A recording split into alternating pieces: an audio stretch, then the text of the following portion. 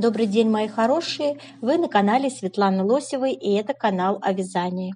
Сегодня я пришла к вам вот с таким интересным предложением связать джемпер с высокой планкой горловины. Вы видите, да, это, можно сказать, свитер. Ну, такой какой-то вот, знаете, вроде бы и просто, да, ничего сложного. Жгуты там, вот эти вот такие лианы какие-то вяжутся, да, все такие простые элементы, ничего такого навороченного, сложного нет, но это так красиво и гармонично смотрится, это просто вау, вау. Вяжем 25 ряд. Следующим образом: первые 2 изнаночные, 6 лицевых, 2 изнаночные, 6 лицевых, 2 изнаночные, снова 6 лицевых. И вот сейчас мы доходим до второй половины. 2 изнаночные центральные провязали, и вот здесь у нас начинается череда перекрещиваний. То есть мы с вами перекрещиваем 6 петель сейчас направо, меняем петельки местами, 3 за работой и следующие 3 перед работой. Вяжем 3 лицевые, лицевая накид, лицевая накид, лицевая. Дальше идут 2 изнаночные. И следующие 6 петель перекрещиваем налево. 3 петли перед работой и 3 петли за работой. Меняем их местами, вяжем те, которые за работой. Лицевая накид, лицевая накид, лицевая. 3 лицевые. Это змейка. Череда змейк пошла. Опять 2 изнаночные. И начинаем еще одну змеечку.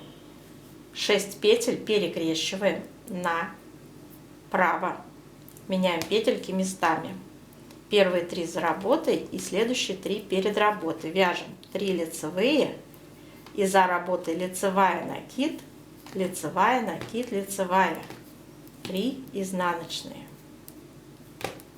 Кромочная и изнаночная. Вот как у нас получается с вами формируется наш узор. Переворачиваем и вяжем 26 ряд, как смотрят петли накида, сбрасываем. 27 ряд вяжем. 2 изнаночные, 6 лицевых,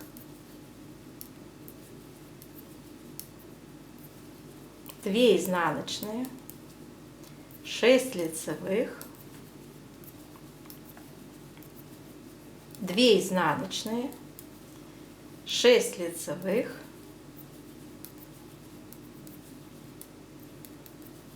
2 изнаночные, 6 лицевых.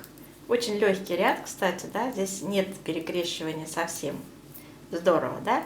2 изнаночные, снова 6 лицевых. В общем, так до конца ряда вяжем, как смотрят петли. 2 изнаночные, 6 лицевых, 2 изнаночные и кромочная тоже изнаночная. 28 ряд переворачиваем, вяжем, как смотрят петли. 29 ряд. Итак, у нас с вами идут 2 изнаночные. Перекрещивания сейчас будут в этой половине, в правой. 6 петель перекрещиваем по 3 направо. 3 за работой, 3 перед работой, меняем местами, вяжем 3 лицевые, дальше идет лицевая накид, лицевая накид, лицевая. Дальше идут 2 изнаночные, следующие 6 петель перекрещиваем налево, 6 петель по 3 меняем, 3 первые перед работой, следующие 3 за работой, поменяли. Вяжем за работой лицевая, накид, лицевая, накид, лицевая.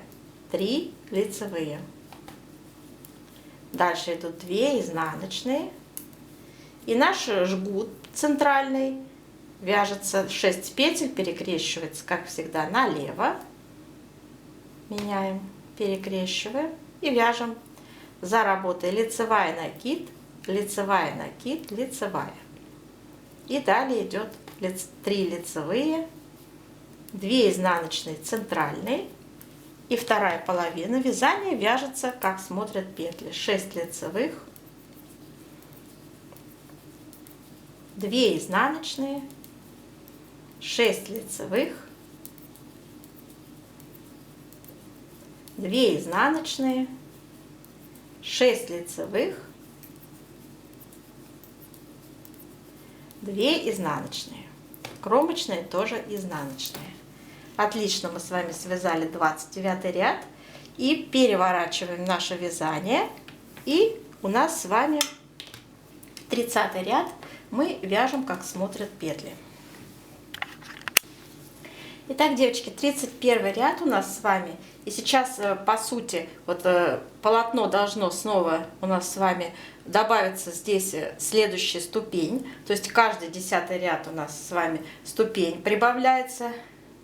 Была у нас 11 ряд, как я уже говорила, первая ступень добавилась. Потом 21 ряд, вот 31 ряд, но у меня уже эти ступени не добавить. Следующая ступень у нас будет опять вот эти жгуты в такой же последовательности идти. Вот. И потом следующая ступень будет добавляться снова вот эти, как их назвать-то, вьюны вот эти, да, жгуты и вьюнчики такие. Так, и давайте продолжим с вами вязать 31 ряд. В общем, имейте в виду, что здесь добавляется еще 6 лицевых, да, но у нас их нет возможности, мы вяжем сразу 2 изнаночные. Затем продолжаем с вами вьюночек наш на правой половине, просто 6 лицевых вяжутся, 2 изнаночные, снова 6 лицевых, 2 изнаночные, снова 6 лицевых, по центру 2 изнаночные, и левая половина начинается у нас перекрещивание здесь. Видите, как все здесь четко и логично построено. Значит, перекрещивание 6 петель у нас идет направо в жгуте. В левом жгуте всегда направо идет. Ага, я забыла опять сделать накиды. Значит, перекрестили направо, первая лицевая, затем накид, лицевая, накид, лицевая. То есть те, которые за работой петельки, вяжем с накидом. Помните, да? Снова 2 изнаночные.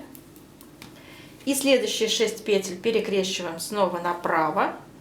У нас с вами первые 3 за работой, следующие 3 перед работой. Те, которые перед работой, вяжем как 3 лицевые. Те, которые за работой, вяжем лицевая, накид, лицевая, накид, лицевая. Далее опять идут 2 изнаночные. И здесь зеркально противоположно у нас вьюнчик идет. Мы с вами зеркалим. Сейчас 6 петель будем перекрещивать налево. Имейте в виду, здесь такой принцип. Меняем местами 3 на 3 и вяжем. Те, которые за работой, вяжем лицевая, накид, лицевая, накид, лицевая. И те, которые перед работой, 3 лицевые. Затем идут 2 изнаночные и кромочные тоже изнаночные. Все. Связано. Переворачиваем, и 32 ряд мы вяжем, как смотрят петли. Накиды сбрасываем. Вяжем 33 ряд следующим образом. У нас 2 изнаночные, затем идут 6 лицевых. Это тот самый хороший ряд, где нет никаких перекрещиваний. Девочки, 33 ряд мы будем вязать все петли, как они на нас смотрят. Давайте я не буду это показывать, чтобы не загружать видео. Тяжелое видео получается с длинным роликом, да? Вот, встретимся с вами в 35 ряду. Вяжем с вами 35 ряд. 35 ряд у нас. Здесь у нас уже с вами должно быть добавлено 6 лицевых, крайне правых, но у нас не позволяет. Так, и дальше мы с вами перекрещиваем. Время перекрещивания правой половины наступило. Мы перекрещиваем с вами 6 петель налево. вяжем лицевая, накид, лицевая, накид, лицевая. И те петли, которые перед работой, вяжем как 3 лицевые. Далее идут 2 изнаночные. Следующее перекрещивание у нас зеркалится в наш вьюнчик. Мы направо перекрещиваем, меняем по 3 петли, да, направо. Первые 3 провязываем лицевыми, а те, которые за работой, лицевая, накид, лицевая, накид, лицевая. Опять 2 изнаночные. И в нашем жгуте 6 петель перекрещивает, как всегда, налево. Центральный жгут. И вяжем лицевая, накид, лицевая, накид, лицевая, 3 лицевые и 2 изнаночные. Все. Отлично связали перекрещивание правой половины. В левой половине все спокойно и тихо. Вяжем, как смотрят петли. 6 лицевых, 2 изнаночные, 6 лицевых, 2 изнаночные, 6 лицевых, 2 изнаночные. И если бы у нас дальше было полотно вязалось, там опять были бы 6 лицевых. Поскольку уже здесь у нас с 31 ряда шла еще одна ступень, она у меня не уместилась, вы поняли, да? В общем, мои хорошие, очень логичный узор, очень красиво все это смотрится, просто бесподобно, шикарненько смотрится. И давайте на этом, наверное, я закончу. Вы уже поняли логику, поняли смысл вязания этого узора. Нам сейчас надо определить плотность вязания. Очень важно это сделать, для того, чтобы сделать расчеты дальнейшие. Итак, давайте влажно-тепловую обработку сделаем. Прежде чем расчет плотности, давайте обдаем горячим паром и тянем наш образец. Тянем, тянем. Он очень податливый, очень влажненький такой, классненький. Края отпариваем также.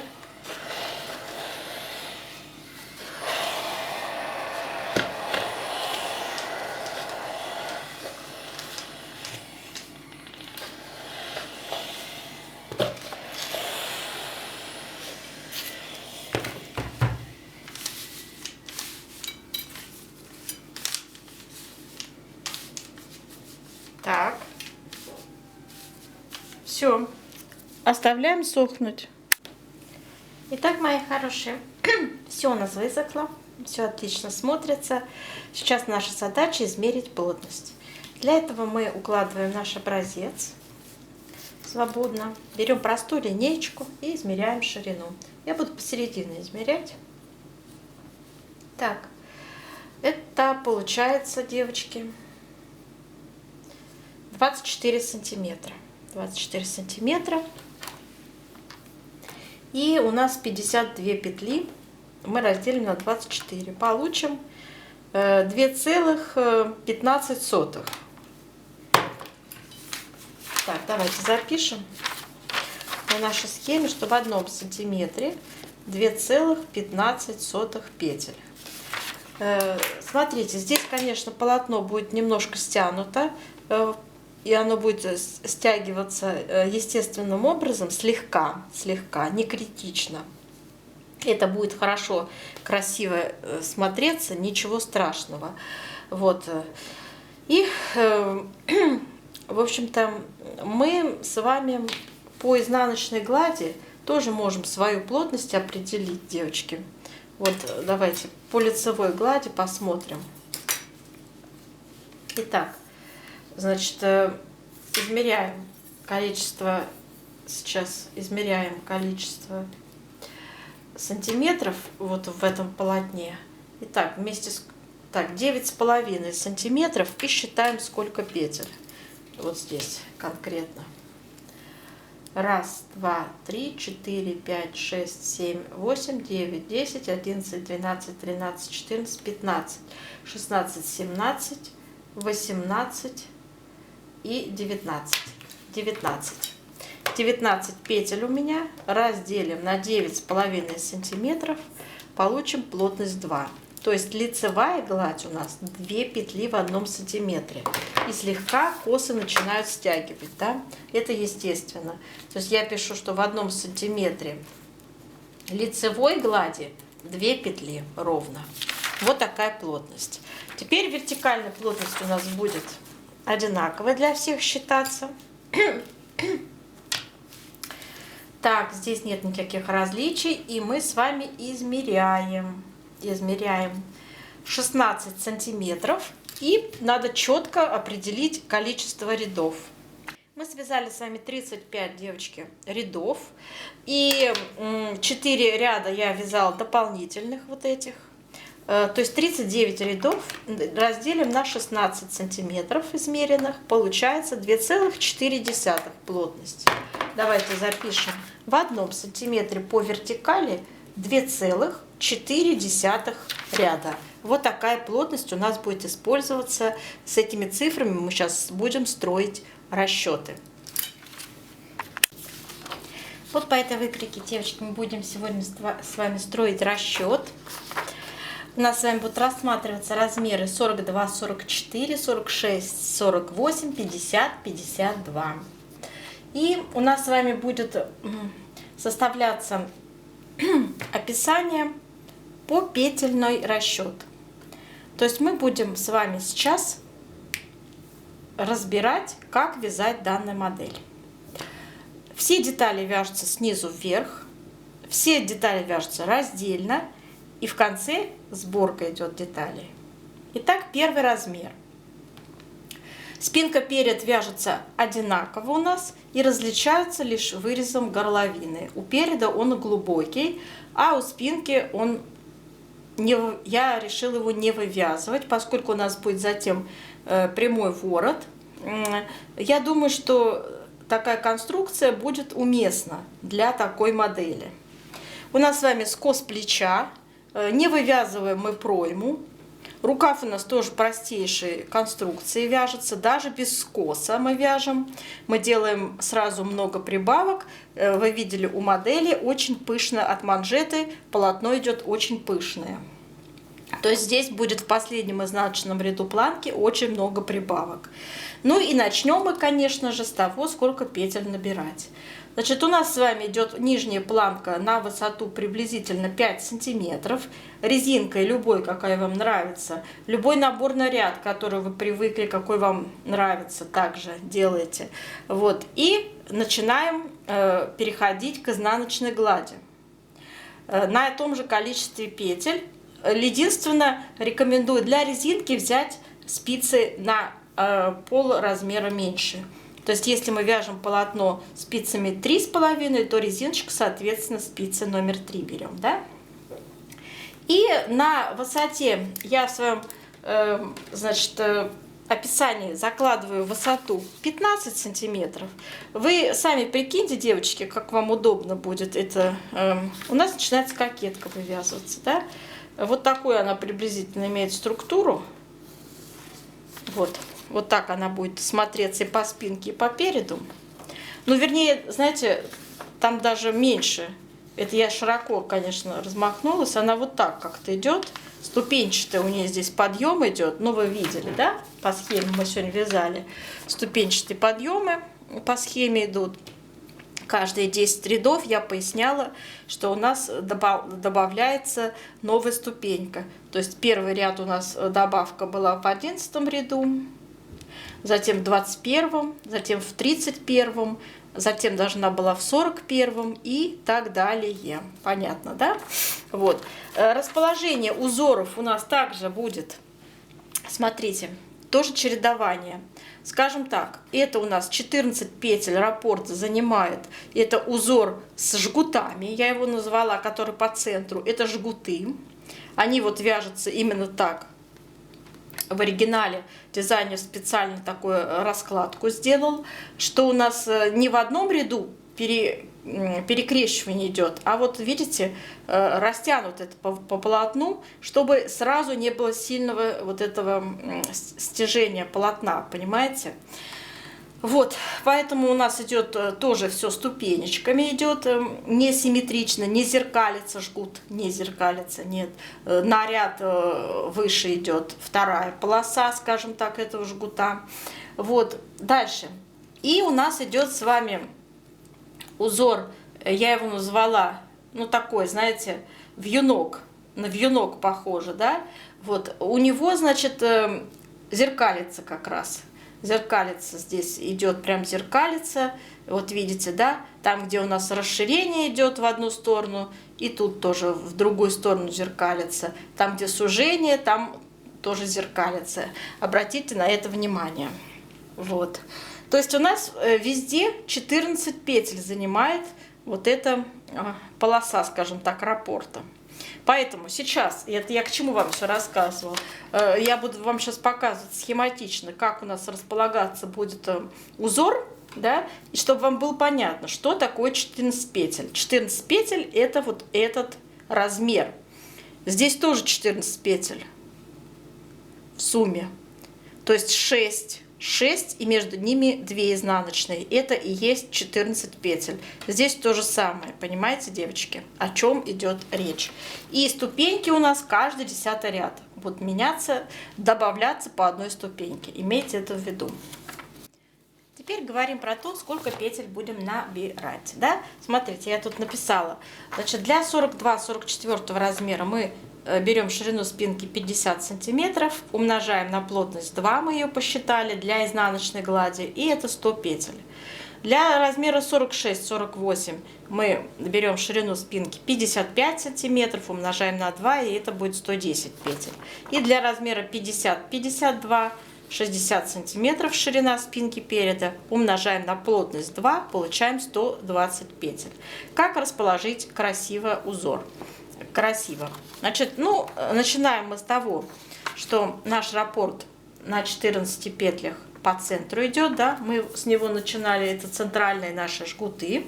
Вот, затем идут с двух сторон изнаночные, и идет наш вьюнок. Узор с вьюнком симметрично от жгутов тоже занимает 14 и 14. И следующая ступень у нас идет, это ступень опять жгуты 14 и 14. В сумме у меня получилось 78 петель. Между всеми этими ступенями идут 2 изнаночные, соответственно. Вам надо посмотреть внимательно на оригинал модели, и станет все понятно. Если схематично непонятно, вы посмотрите визуально на саму модель, и станет понятно, о чем идет речь. И с двух сторон остается изнаночная гладь. Вот для первого размера это 10 изнаночных справа, 10 изнаночных слева. Соответственно, кромочная справа, кромочная слева. Далее, девочки, для других размеров здесь можно, значит, ну, можно кокетку просто довести как бы до логического завершения, то есть добавить еще одну ступень вам позволит это. Тут вот 15, но будет 16 петель, ничего страшного, да? То есть вы добавляете еще 2 изнаночные, и у вас еще одна ступень добавляется 14 и 14, прям тютелька в тютельку закончите, да? Но можете и как бы не делать этого, оставить все как есть, и у вас с двух сторон будет при таком же расположении узоров 15 изнаночных справа и 15 изнаночных слева. Это для второго размера. Для третьего размера также можете расширить кокетку, добавить еще по одному вот этому, по одной ступени из 14 петель. То есть здесь у вас опять будут жгуты, да, логически будут обоснованы жгуты. Нет, вьюнки, вьюны будут логически обоснованы. Здесь же вьюн, потом здесь жгут, а здесь опять вьюн, да? И вы можете, еще у вас и изнаночные останутся с двух сторон, потому что у вас 16 петель уйдет, и 4 изнаночные останутся с двух сторон. То есть, девочки, на свое усмотрение располагайте кокеточку, хотите добавлять еще одну ступень, хотите не добавляйте, оставьте изнаночную. То есть здесь вот такое мое как бы вам предложение, двойное такое, на ваше желание. Так, С этим все понятно. Не забудьте, что с каждой ступень добавляется в каждом 11, получается, через 10 рядов. Через 10 рядов. То есть, если первая ступень добавилась в 11 ряду лицевом, то следующая в 21, затем в 31, затем в 41, в 51. Вот таким образом, девочки, у нас добавлялись ступенечки. На какой высоте, опять-таки, начать это все формировать, пожалуйста, решите сами для себя. Я заложила высоту 58, 59 и 60 сантиметров в зависимости от размера нашу модель. Вот. И, естественно, это тоже все мерки должны корректироваться по вашему желанию, по вашему размеру. У нас у всех разный рост, да? То есть имейте это в виду. Теперь, далее давайте посмотрим. Значит, скос плеча, как сформировать, очень подробно я описываю в инструкции под видео. То есть последовательность закрытия петель, там я выкладываю.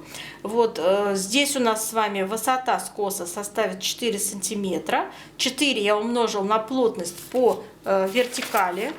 Мы с вами ее считали в 1 сантиметре 2,4 ряда. И перевела сразу в ряды, таким образом. 10 рядов. 4 сантиметра равно 10 рядов.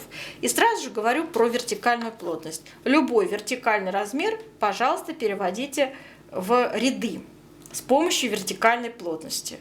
И все, и когда вяжете в процессе, считайте, девочки, ряды, но не надо ничего измерять сантиметрами. Это неправильно. После стирки ваше трикотажное изделие вытянется, станет не той длины, которую вы планировали. Вот и все. Будете печалиться, переживать, винить пряжу, там что-то такое. Заранее измерьте коэффициент вашего вот этого растяжения пряжи. То есть он у всех разный, у всех производителей как бы. То есть здесь, в общем-то, надо просто по правильной технологии все это формировать в процессе вот расчетов, и все получится в итоге хорошо. На вырез горловины я сделала 44, 46 и 48 петель. Как считала, опять-таки, 44, ну, поскольку у нас здесь с вами в любом случае будет кокетка, да, то есть здесь все-таки будет сжато полотно, будет много петелечек использоваться, больше, чем, например, там, где у нас изнаночная гладь, да, поэтому здесь я все-таки применила плотность 2,15, как мы с вами ее считали на полотне, да. И у меня получилось, что если я 20 умножаю, смотрите, 20 ширину выреза я умножаю на 2,15 плотность, получаю вот 43 петли, да? Но нам надо четное число, я взяла 44, 46 увеличила с размером и 48 для третьего размера. Здесь сжатое полотно, объясняю вам еще раз, да, поэтому вот такие вот расклады получились. Все, что осталось, это петли, получается, у нас плеч, это 28, 32 и 37 петель. И как их закрыть равномерно, я рассказываю в инструкции под видео. Здесь сейчас не буду этого касаться, очень это долго. Также я подробно рассказываю, на какой высоте мы будем формировать вырез горловины переда. И как мы это все сделаем, последовательно осуществим с закруглением, тоже есть в инструкции под видео. Внимательно прочитайте там.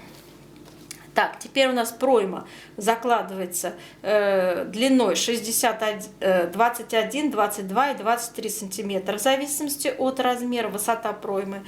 И, соответственно, сюда переходит этот размер. То есть мы удваиваем количество.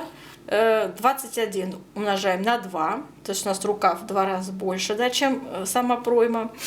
Здесь видимо. Так, и у нас все это увеличивается на плотность 2. Умножаем на плотность 2, получается 84, 88 и 92 петли в самой широкой части рукавчика. Поскольку рукав у нас, вы видели, у модели очень широкий, сразу от манжеты он идет очень широкий, то есть прибавки будут идти у нас сразу же после резинки. Свяжем планку на высоту 5 сантиметров. И сразу же идут прибавки в изнаночном ряду, в последнем изнаночном ряду. И переходим на изнаночную гладь. Весь рукав вяжется изнаночной гладью, уже с вот этим количеством петель. По прямой вяжем, никакой скос не формируем.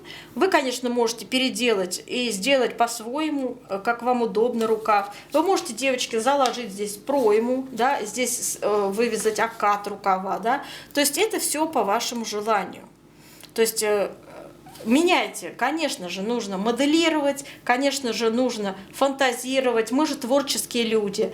Это очень важно, включать свои желания, не следовать слепо инструкциям. Я только за этот прогресс, я только за вот это вот творческое развитие каждой вязальщицы. Поэтому то, что здесь я вам говорю, это учебный материал, повторюсь. Да? То есть я вам рассказываю, как это желательно сделать. Опять-таки это все как рекомендательный характер. А как вы свяжете модель, это уже будет ваша изюминка, это будет ваша фантазия, это будет ваше творчество, девочки.